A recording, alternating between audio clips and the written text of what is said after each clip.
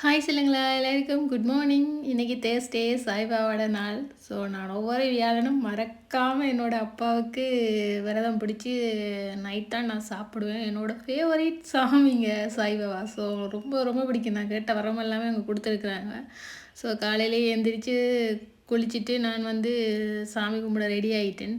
So already என் husband வீட்டில் எல்லா work முடித்து பூஜை ரூமெல்லாம் க்ளீன் பண்ணி சாமிக்கு விளக்கெல்லாம் போட்டு ஒர்க் போயிட்டார். ஸோ எனக்கு இன்னைக்கு கொஞ்சம் உடம்பு சரியில்லை, அதனால் அவரே பண்ணி முடிச்சிட்டாரு.